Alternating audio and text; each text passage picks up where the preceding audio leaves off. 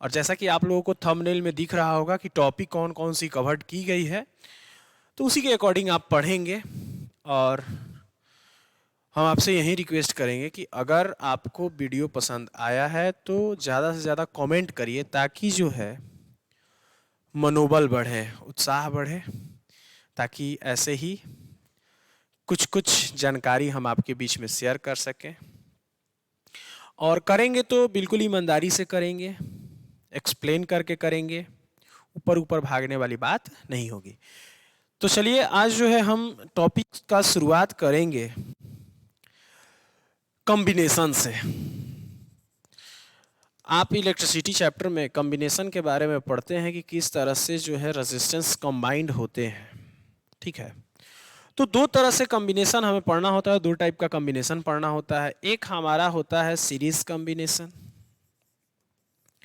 और दूसरा हमारा होता है पैरेलल कॉम्बिनेशन। दोनों को समझना बहुत ज़्यादा जरूरी है। सीरीज कॉम्बिनेशन क्या होता है, पैरेलल कॉम्बिनेशन क्या होता है, ठीक है। अब जैसा कि आप देख रहे हैं सीरीज, सीरीज मतलब ये हो गया कि आपका कोई चीज ए पॉइंट से स्टार्ट हुआ और आगे की ओर बढ़ते गया, बी तक गया, एकदम सीरीजली स्ट्रेट लाइन में गया, घूम घुमाव से गया, या आप बोल सकते हैं आपकी रीजनिंग का एक टर्म है सीरीज। तो ओवरऑल या सीरीज लाइट, तो सीरीज से हमें एक स्ट्रेट लाइन का बोल सकते हैं कि ऐसा व्यतीत होता है कि एक स्ट्रेट लाइन के बारे में बात किया जा रहा है, ठीक है। अच्छा, वहीं उसके ऑपोजिट पैरेलल का अगर हम बात करें तो पैरेलल में हमें एक लाइन के बारे में नहीं बात किया जाता है, अलग अलग लाइंस के बारे में बात किया जाता है। मतलब कि पैरेलल मतलब हमारे मन में यही चलता है, चलना भी चाहिए, ठीक है। मतलब सीरीज मतलब कि एक ही लाइन स्ट्रेट लाइन गया है, और पैरेलल मतलब कि दो, दो से ज़्यादा, तीन, जो भी है। खैर, मैथ का बात हम नहीं कर रहे हैं, यहाँ हम कॉम्बिनेशन में आते हैं। कॉम्बिनेशन में आप पढ़े होंगे सीरीज कॉम्बिनेशन में कि कोई भी रेजिस्टेंस जो है इंड टू इंड जुड़ा हुआ रहता है।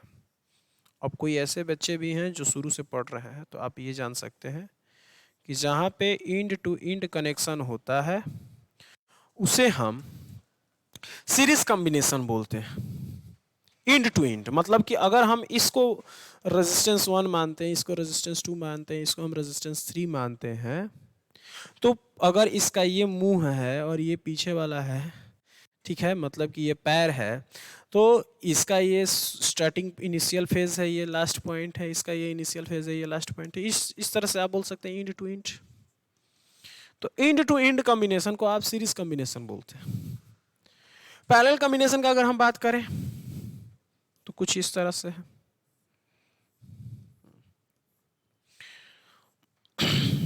इसका इंड टू इंड नहीं है, हाँ, लेकिन एक चीज इसमें खास है कि R1, R2, R3 इसका कॉमन एंड पॉइंट है। देखिए दोनों में अंतर यही है, एक जो है आपका एंड टू एंड है और एक में आपका कॉमन एंड है। ये है आपका कॉमन एंड और ये है आपका एंड टू एंड, यहाँ पे देख रहे हैं, ठीक है। तो आप ये समझ गए होंगे एंड टू एंड और कॉमन एंड क्या होता है, और इसी से आप पहचान पाएंगे कि हमारा कोई भी जो कॉम्बिनेशन है वो सीरीज कॉम्बिनेशन है या पैरेलल कॉम्बिनेशन है। अब इसमें जो एक विशेष रूप से या इंपॉर्टेंट चीज जो है, हमें ये लगता है कि आपको ये आना चाहिए कि डायरेक्शन ऑफ करंट क्या है। उम्मीद करते हैं कि आपको आता है, लेकिन बता दे रहे हैं। देखिए दो तरह का डायरेक्शन बताया जाता है, एक बोला जाता है conventional, conventional direction of current, और एक होता है आपका डायरेक्शन ऑफ इलेक्ट्रॉन, ठीक है। कन्वेंशनल आप जानते होंगे, इंग्लिश के विद्यार्थी हैं, कन्वेंशनल मतलब होता है परंपरागत, जो चीजें चलती आ रही हैं।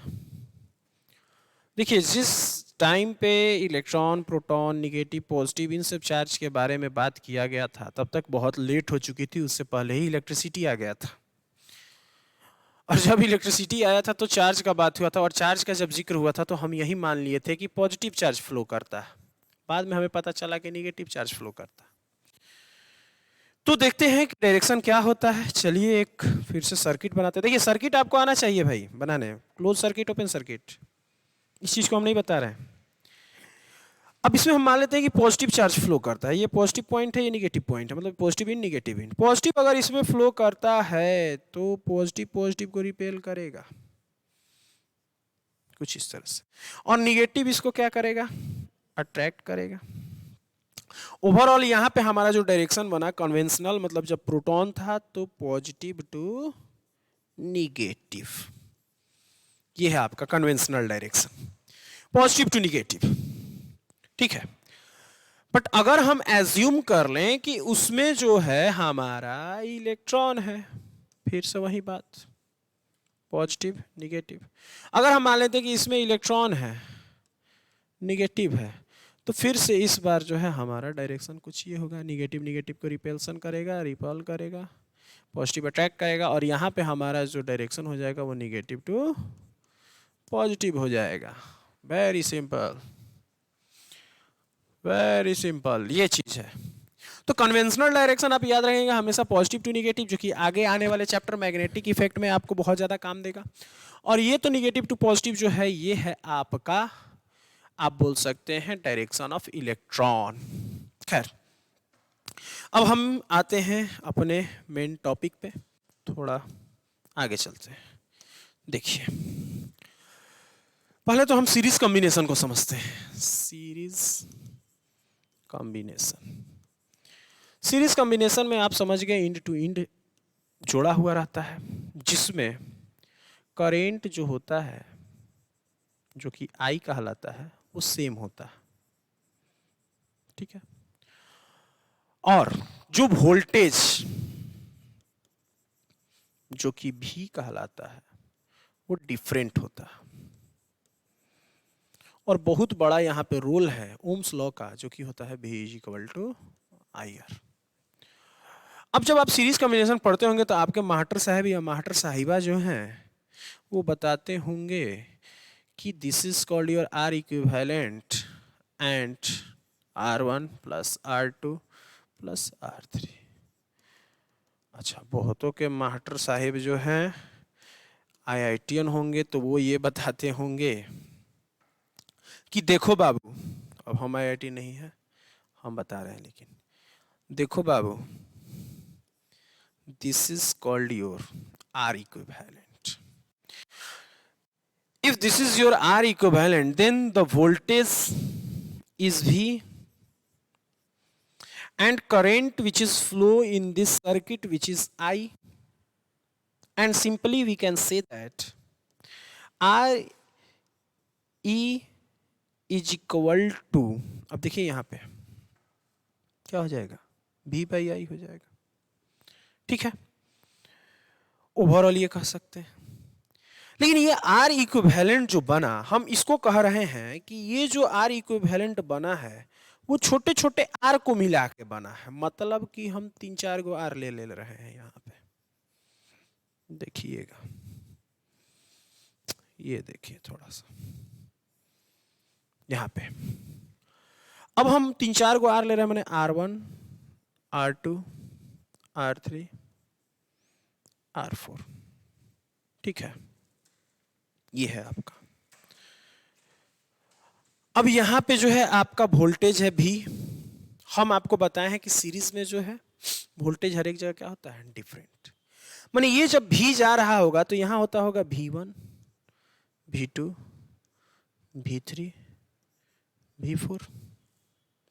I करेंट जाता होगा, सब जगह I जाता होगा, I I I I, और यही R1 R2 R3 को एक साथ हम समेट के लिख दिए R इक्विवेलेंट, और यही V1 V2 V3 को एक साथ लिख दिए V, और I तो हमारा I है ही। चलिए थोड़ा सा ऊपर भी लिख देते हैं इस चीज को, V को हम लिख सकते हैं V1 plus V2 plus V3 plus V4 dot dot dot. R equivalent को हम लिख सकते हैं R1 plus R2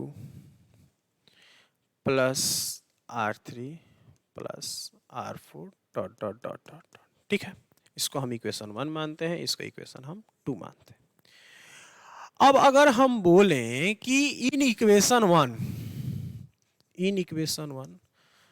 we apply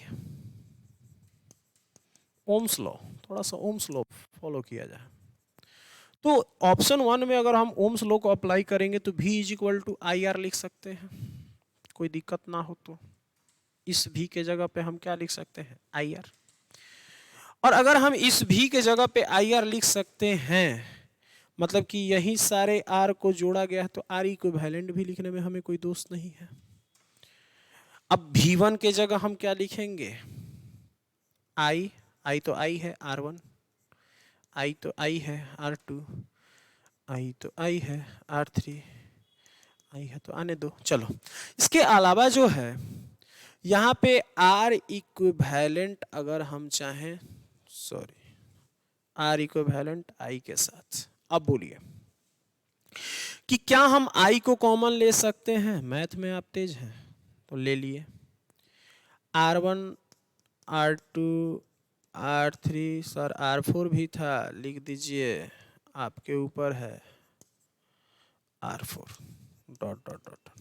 चलिए, अब इसके अलावा जो है, आप फिर से मैथ में तेज हैं, ठीक है, तो आप जो है I से I को कैंसिल करेंगे और आप लिख देंगे R equivalent is equal to R1 plus R2 plus R3 plus R4, that's it, and it is proved और डिराइव्ड, जो भी बोलिए, अपने लैंग्वेज में बोल सकते हैं।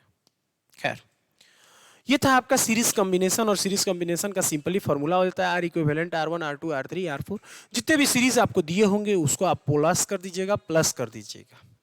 और ये बहुत बेसिक चीज है, ये बहुत इजी चीज है, इतना आसान आपको पढ़ना नहीं है। आपको ध्यान में रखना है इन दो चीजों को, करंट और वोल्टेज, सेम और डिफरेंट। यहां से इन सब चीजों को ध्यान रखना है कि कहाँ पे सेम होता है, कहाँ पे डिफरेंट होता है, और उसके बाद जो है आप न्यूमेरिकल को लगाएंगे और आपसे इजीली न्यूमेरिकल्स लगेंगे, होंगे, बनेंगे, जो बोलिए आप। और एक दिन जो है न्यूमेरिकल का पूरा सेशन लाया जाएगा, एक दिन क्या, बहुत जल्द ही कोशिश करेंगे कि न्यूमेरिकल भी ला दिया जाए। खैर, आगे बढ़ते हैं, हम आते हैं पैरेलल कॉम्बिनेशन पे। पैरेलल कॉम्बिनेशन को अगर हम देखते हैं तो पैरेलल कॉम्बिनेशन में हमें सबसे पहले तो जो है देखने वाली बात ये है कि अगर ये कोई आर इक्विवेलेंट बन गया है, ठीक है, अगर ये कोई आर इक्विवेलेंट बन गया है जिसमें आई दौड़ रहा था, तो ये बना कैसे है? तो बना है आपको कुछ इस तरह से,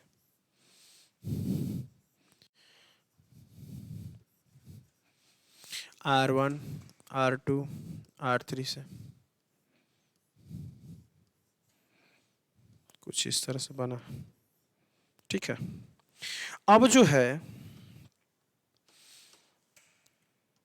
आप देखिए, यहाँ पे जो लिखने वाली बात ये है कि यहाँ पे जो करेंट होता है इस पर सेम नहीं होता है, इस पर डिफरेंट हो जाता है, और यहाँ पे जो वोल्टेज है वो सेम हो जाता है। मतलब इसमें जो भी बह रहा है वहीं भी, यहाँ भी, वहीं भी, यहाँ भी, वहीं भी, यहाँ भी, लेकिन जो I बह रहा था वो यहाँ पे हो जाएगा I1, यहाँ हो जाएगा I2, यहाँ हो जाएगा I3। और थोड़ा सा हम इसको लिख लेते हैं, चलिए, ठीक है। अब देखिए, अगर आप चाहें तो लिख सकते हैं I is equal to I1 plus I2 plus I3 dot dot dot.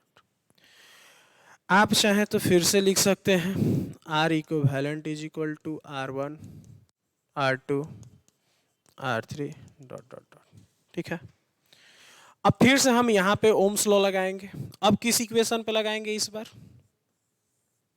तो इस बार जो है हम लगाएंगे इस वाले इक्वेशन पे, फर्स्ट इक्वेशन पे फिर से, ऑन अप्लाइंग ओम्स लॉ।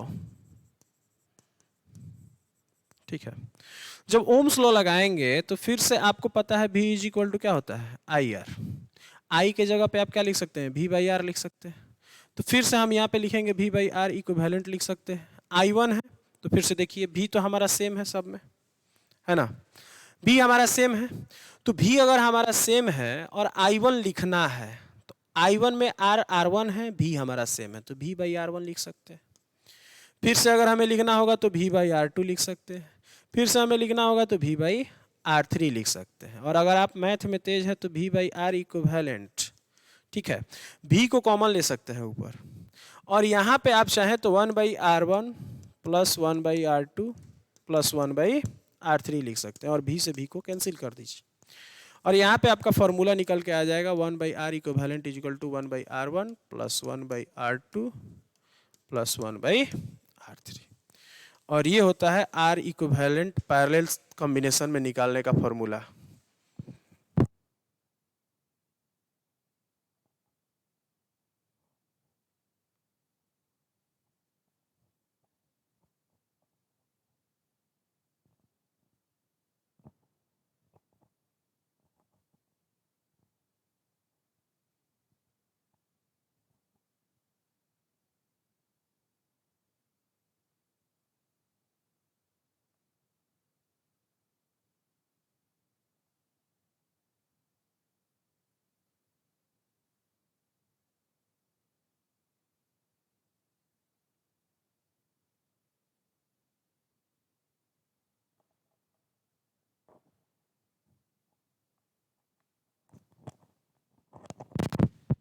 तो यहाँ पे जो है आपका दोनों ही कॉम्बिनेशन समाप्त हुआ। अब जो है अगले टॉपिक पे बढ़ते हैं। अगला हमारा जो टॉपिक छूटा हुआ था वो था हमारा joules law of heating. Joules law of heating, ठीक है, या आप बोल सकते हैं JOULE, joules law of heating. इसके अलावा आप बोल सकते हैं heating effect of electric current, heating effect of electric current, ठीक है, heating effect of electric current. ठीक है, अब देखते हैं कि आखिर जूल्स लॉ ऑफ हीटिंग कहता क्या है और heating effect of electric current होता क्या है। ठीक है, देखिए, जो आपका हीट है या हीटिंग इफेक्ट है वो डायरेक्टली प्रोपोर्शनल होता है आई के स्क्वायर का। चलिए सिंपल सा हम एक एग्जांपल लेते हैं। मान लीजिए आपके घर में आयरन होगा, आयरन माने स्त्री, ठीक है, सिंपल भाषा में बोले तो। अब बताइए क्या कि अगर लाइट कटा हुआ है और उस आयरन को अगर आप गलती से प्लग में लगा दिए और मानते हैं कि आप अमीर हैं और आपके पास इन्वर्टर भी है, तो थोड़ा देर में इन्वर्टर बैठ जाएगा या रोने लगेगा, के चिल्लाने लगेगा। तो ओवरऑल आप ये कह सकते हैं कि अगर कोई हीटिंग इफेक्टेड वाला सब्सटेंस है हमारे घर में, मान लीजिए हीटर है, वाटर हीटर है, आयरन है, तो उसके लिए करंट हमें चाहिए और आई स्क्वायर में चाहिए। मतलब करंट का भी जो मैग्नीट्यूड चाहिए वो बहुत ज्यादा चाहिए। जितना ज्यादा करंट देंगे उतना ज्यादा वो हीट होगा। सेकेंड चीज आप पढ़े कि रेजिस्टेंस से भी हीट आता है, जितना ज्यादा रेजिस्टेंस उतना ज्यादा हीट। और आप जानते हैं कि जितना ज्यादा देर तक रखेंगे, जितना ज्यादा देर तक रखेंगे उतना ही ज्यादा हीट होगा। माने इस्त्री लगाते लगाते आपका गर्म नहीं होता, ठीक है, या आप बोल सकते हैं कि आयरन रॉड लगाते लगाते आपका हीट नहीं हो जाता, थोड़ा टाइम देना पड़ता है। मतलब H is directly proportional to the time. First, second, third, from equation first, second and third we can write that h is directly proportional to the I square RT। और इस प्रोपोर्शनलिटी को हटा के हम k या 1 ले लेते हैं और लिख सकते हैं I square RT. Simply, this is called your Joule's law of heating and heating effect of electric current. अब इसमें हमें दो सब्सटेंस के बारे में, अप्लायंसेस के बारे में पढ़ना होता है। एक फ्यूज होता है जो हीटिंग इफेक्ट पे काम करता है, बाकी आयरन होते हैं आपका जो कि हीटिंग इफेक्ट पे काम करते हैं। आपका वाटर हीटर होता है जो कि हीटिंग इफेक्ट पे काम करता है। आपका जो येलो वाला बल्ब होता है वो हीटिंग इफेक्ट पे काम करता है। येलो वाला जो बल्ब होता है उसमें टंगस्टन लगे हुए रहते हैं, ठीक है, और वो जो टंगस्टन होते हैं वो हीट होते हैं, हीट होने के बाद ग्लो करते हैं और ग्लो होते हैं तो लाइट मिलता है हमें। इसके अलावा नाइक्रोम वगैरह ज़्यादा यूज़ होता है क्योंकि एलोए है, सिंपल एलोए अधिकतर हमें मिल जाता है। घर पे भी आप हीटर बना सकते हैं। आपको नाइक्रोम का वायर लाना है, उसको जो है आप करेंट दीजिए, टाइम दीजिए और उससे जो है आप एक रॉड बना सकते हैं। जनरली मिलता भी है मार्केट में, हैंडमेड, मैनमेड बोल सकते हैं। तो ये सब बारे में पढ़ना है, इन सब के बारे में थोड़ा थोड़ा चीज़ दिया हुआ है, आप पढ़ सकते हैं जनरली। सेकेंड चीज़ फ्यूज़ के बारे में ये है। तो फ्यूज़ के बारे में क्या होता है कि फ्यूज़ जो है एक आपका बहुत ही अच्छा चीज़ है। हम फ्यूज़ को नेगेटिव वे में लेते हैं कि फ्यूज़ उड़ गया जा, ठीक है, लेकिन फ्यूज़ का उड़ना बहुत अच्छा है। आप खुद सोचिए कि फ्यूज़ जो होता है हम लोग बहुत गलती कर देते हैं। गलती ये करते हैं, ठीक है, गलती हम ये कर देते हैं कि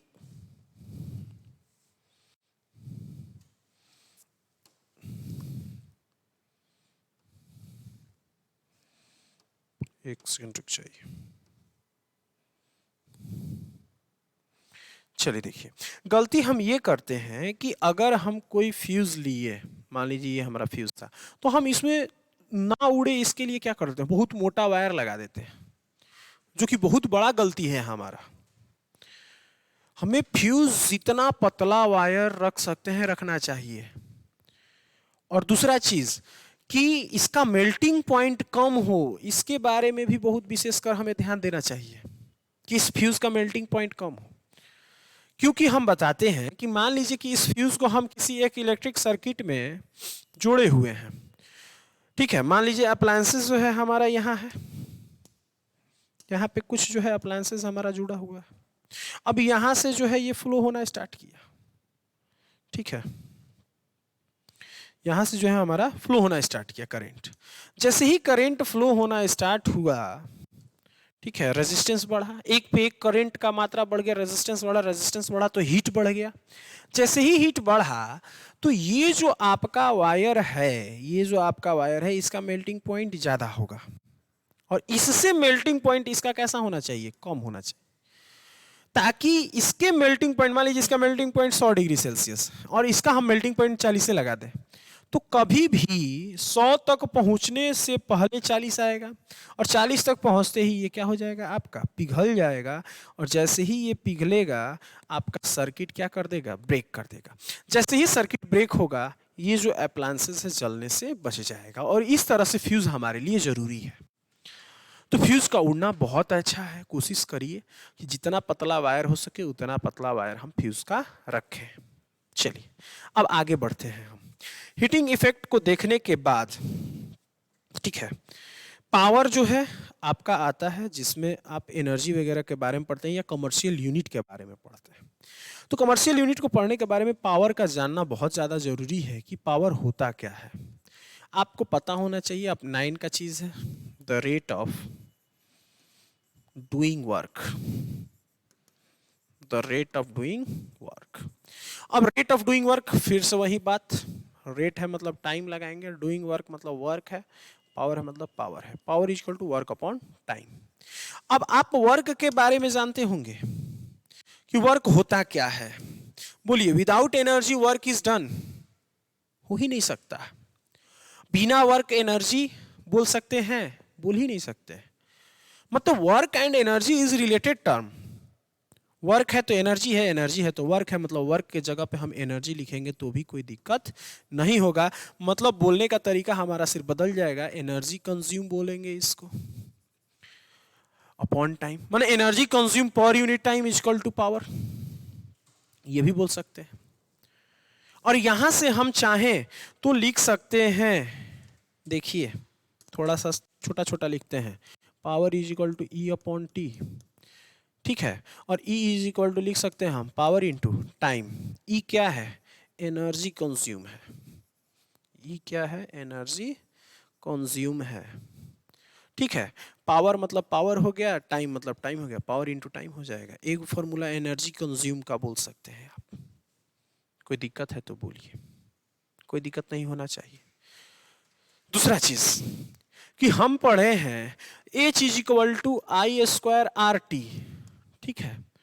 अब बोलिए कि H जो है वो भी तो एनर्जी ही है, हीट एनर्जी है, आई स्क्वायर आर टी। हम यहाँ पे ओम्स लॉ लिख ले रहे हैं, V is equal to I R. चलिए बहुत आसान होगा।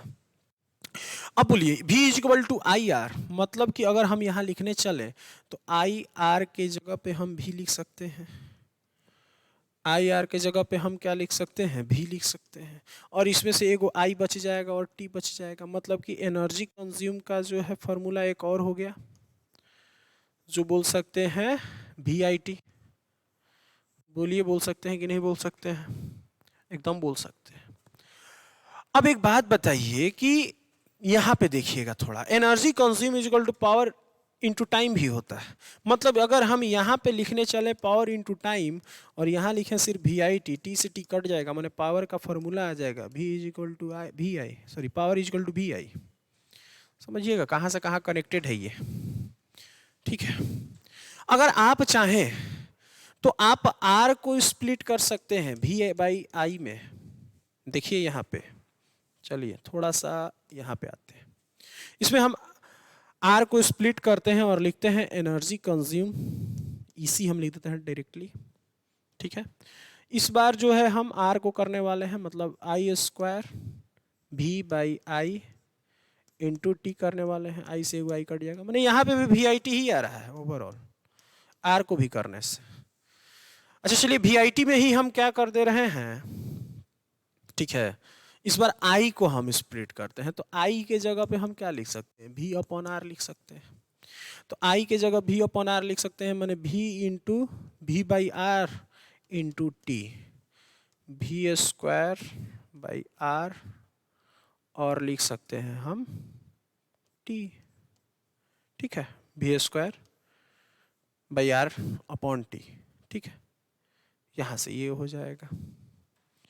तो बहुत सारा आपके पास ऑप्शन है जो आप कर करके बहुत सारा फॉर्मूला बना सकते हैं। जनरल बेसिक फॉर्मूला आपको ये याद रखना होगा, P is equal to V I, energy consume to V I T, और energy consume is equal to power into time. अब देखिए यही एनर्जी कंज्यूम जो है, अगर आपको पावर का यूनिट अगर आप वाट लेते हैं, वाट, और टाइम का यूनिट सेकेंड लेते हैं, तो ये बहुत छोटा यूनिट हो जाएगा, वाट इंटू सेकेंड, और ये हो जाएगा जूल, क्योंकि वर्क का आपको पता है या एनर्जी का आपको पता है जूल होता है। लेकिन यही पावर का जो है आप किलो वाट ले लेते हैं और टाइम का जो है आप आवर ले लेते हैं। ठीक है। तो ये हो जाएगा किलो वाट आवर, ये क्या हो जाएगा आपका? Kilowatt hour. और ये हो जाएगा आपका कमर्शियल यूनिट, मतलब जो हमारे मीटर में उठता है वो होता है कमर्शियल यूनिट। एक यूनिट इज इक्वल टू आप बोल सकते हैं 1 किलो वाट आवर। माने 1 किलो वाट का पावर कंज्यूम करते हैं अगर आप लगातार 1 आवर तक, तो आपका 1 यूनिट का बिजली बिल आता है। और अगर रेट दिया रहे तो आप उससे जो है पैसा मतलब बिजली बिल भी निकाल सकते हैं। तो उम्मीद करते हैं कि हम जो है इलेक्ट्रिसिटी का सारा टॉपिक कवर कर चुके हैं। अगर कोई टॉपिक बाय द वे मेरे से मिस्टेक होके छूट गई है या इतना पढ़ाने में कहीं अगर गलती हुई है तो आप ज़रूर कमेंट करिएगा। हम कमेंट का आपका वेट करेंगे और उसके बाद अपने आप को और सुधार के आपके सामने अपने आप को इंट्रोड्यूस करेंगे। तब तक के लिए जय हिंद, शुक्रिया देखने के लिए। पढ़ते रहिए, लगे रहिए, एग्ज़ाम आपके कपार पे है।